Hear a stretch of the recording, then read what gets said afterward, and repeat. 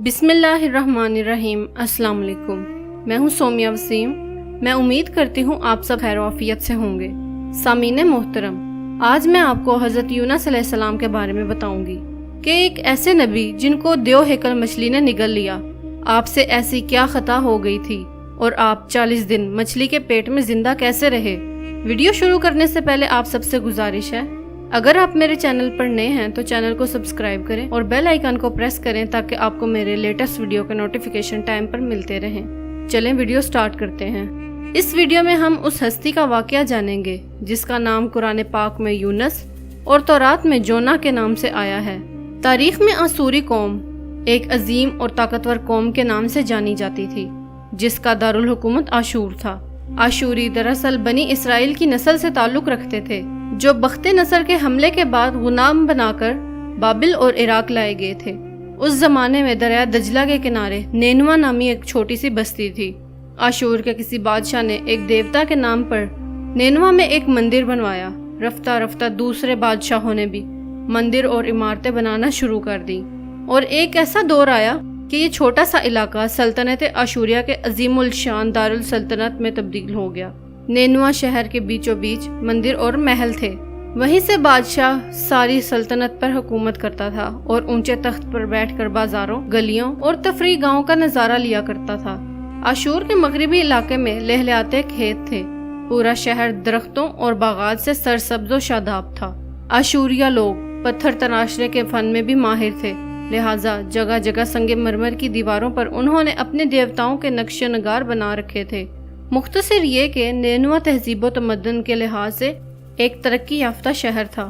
اشودر دیوتا ان کا سب سے بڑا دیوتا تھا، نیز یہ لوگ بادشاہ کو بھی خدا کا درجہ دیا کرتے تھے۔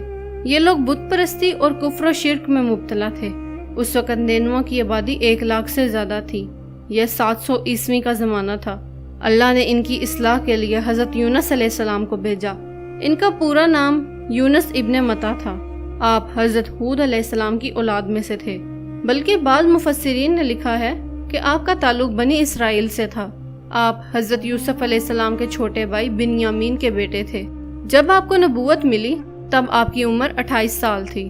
آپ پر ایک صحیفہ بھی نازل ہوا جو تورات میں جونا کے نام سے مشہور ہے۔ حضرت یونس علیہ السلام سب سے پہلے آشوری بادشاہ کے پاس گئے اور اسے اپنا پیغام حق سنایا۔ اسے خدائی کے جھوٹے دعوے سے توبہ کرنے کا حکم دیا اور ایک اللہ کی عبادت کی طرف بلایا۔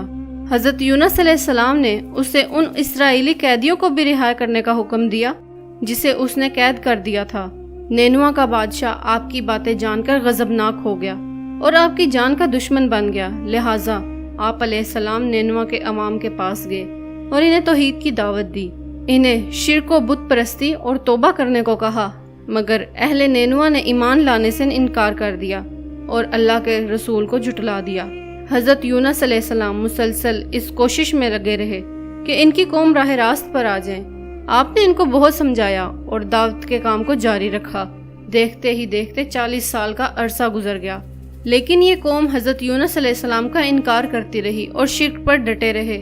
نیز حضرت یونس علیہ السلام کو دھمکیاں بھی دی کہ اگر آپ نے اشودر دیوتا کو کچھ کہا تو آپ کو قتل کر دیں گے۔ آخرکار حضرت یونس علیہ السلام اپنی قوم سے مایوس ہو گئے اور جب ان کی سرکشی اور نافرمانی انتہا کو پہنچ گئی تو اللہ نے حضرت یونس علیہ السلام کو حکم دیا کہ لوگوں کو آگاہ کر دو کہ 3 دن کے اندر ان کے اوپر عذاب آنے والا ہے۔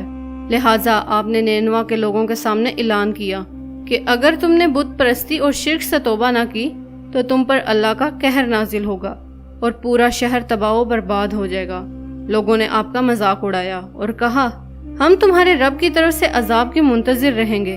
آپ کی قوم نے آپس میں مشورہ کیا تو اس بات پر سب کا اتفاق ہوا کہ یونس کو کبھی جھوٹ بولتے نہیں دیکھا، لہٰذا ان کی بات نظر انداز نہیں کرنی چاہیے۔ مشورے میں یہ بھی طے کیا گیا کہ اگر حضرت یونس علیہ السلام اپنی بستی کے گھر میں مقیم رہتے ہیں تو کچھ نہیں ہوگا، اور اگر وہ یہاں سے کہیں اور چلے جاتے ہیں تو یقین کر لو کہ صبح عذاب ضرور آئے گا۔ حضرت یونس علیہ السلام رات کو اس بستی سے نکل گئے۔ صبح ہوئی تو عذاب الہی کا کالا دھواں بستی کے اوپر منڈلانے لگا۔ جب وہ ان کے قریب ہونے لگا تو ان کو یقین ہو گیا کہ اب وہ سب کے سب ہلاک ہونے والے ہیں۔ دراصل حضرت یونس علیہ السلام اپنی قوم سے ناراض ہو کر چلے گئے اور ان کو وہاں سے نکلنے کا حکم نہیں دیا گیا تھا۔ وہ عذاب کی اطلاع دینے کے بعد اللہ کی اجازت کے بغیر اپنا علاقہ چھوڑ گئے تھے۔ عذاب الہی دیکھ کر جب اشوریوں نے توبہ استغفار کی تو اللہ نے ان کو معاف کر دیا۔ اللہ تعالیٰ اس وقت تک اس قوم کو عذاب نہیں دیتا جب تک وہ اپنی حجت پوری نہ کر لیں۔ بس حضرت یونس علیہ السلام نے مہلت کے آخری حصے تک نصیحت کا سلسلہ جاری نہیں رکھا اور اللہ کے مقرر کردہ وقت سے پہلے ہی خود ہجرت کر گئے، تو اللہ کے انصاف نے اس قوم کو عذاب دینا گوارا نہ سمجھا اور انہیں معاف کر دیا گیا۔ جب حضرت یونس علیہ السلام فرات کے پاس پہنچے تو وہاں ایک کشتی کو مسافروں سے بھرا ہوا پایا۔ حضرت یونس علیہ السلام کشتی میں سوار ہو گئے اور کشتی کا لنگر اٹھایا۔ پورا دن سمندر میں کشتی آرام سے چلتی رہی۔ اچانک سمندر میں اونچی اونچی لہریں اٹھنے لگی۔ لوگوں نے اپنا ساز و سامان سمندر میں پھینک دیا کہ کشتی کا کچھ تو بوجھ ہلکا ہو جائے، مگر فائدہ کوئی نہ ہوا۔ جب کشتی ڈگمگانے لگی تو کشتی کے غرق ہونے کا خدشہ ظاہر ہونے لگا۔ کشتی میں سوار لوگوں نے اپنے عقیدے کے مطابق کہا، ایسا لگتا ہے کہ جیسے کشتی میں کوئی غلام اپنے آقا سے بھاگا معلوم ہوتا ہے۔ جب تک اس کو اس کشتی سے نہ نکالا گیا نجات ممکن نہیں ہے۔ حضرت یونس علیہ السلام نے سنا تو ان کو لگا اللہ کو میرا بغیر وحی کے نینوا سے آنا پسند نہیں آیا اور یہ میری آزمائش کے آثار ہیں۔ انہوں نے کشتی والوں کو مخاطب کر کے کہا، میں ہی غلام ہوں جو اپنے آقا سے بھاگا ہوا ہوں۔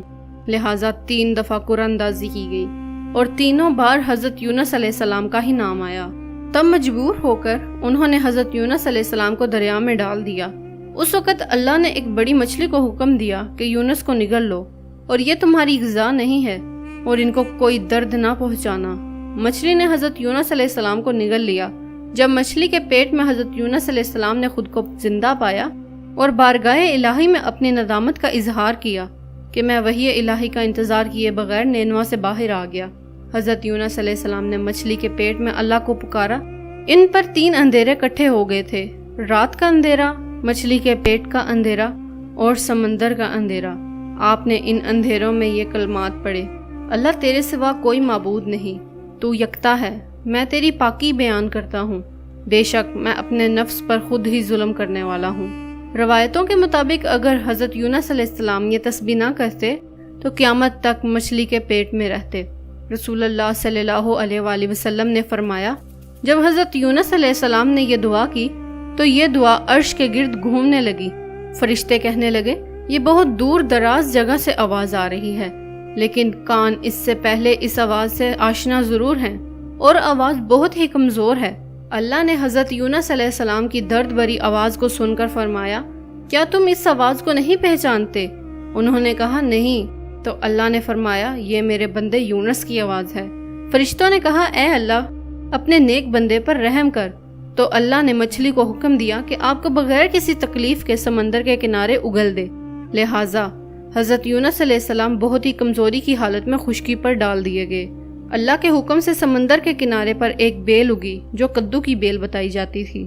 آپ اس بیل کے نیچے جھونپڑی میں رہنے لگے اور اللہ نے آپ کے پاس ایک جنگلی بکری بھیجی جو جنگل کا گھاس بھوس کھاتی اور آپ کو دودھ دیتی، یہاں تک کہ آپ تندرست ہو گئے۔ آپ علیہ السلام کی قوم آپ کو ڈھونڈنے لگی اور آخرکار سمندر کے کنارے آپ کو ڈھونڈ کر آپ کے ہاتھوں اسلام کی بیعت لی۔ حضرت یونس علیہ السلام دوبارہ نینوا چلے گئے اور اپنی قوم کی اصلاح فرمائی۔ حضرت یونس علیہ السلام کی زندگی نینوا میں گزری اور وہیں آپ کا انتقال ہوا۔ اس واقعے سے ہمیں یہ سبق ملتا ہے کہ اللہ کی رحمت سے کبھی مایوس نہیں ہونا چاہیے اور نہ ہی ہدایت کے معاملے میں اپنی ذات پر بھروسہ کرنا چاہیے۔ ہدایت تو بس اللہ کی ہی طرف سے ہے۔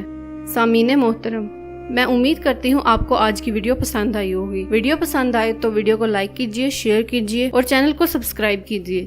آپ سے ملاقات ہوتی ہے انشاءاللہ جلد نیکسٹ ویڈیو میں۔ تب تک کے لیے اللہ حافظ۔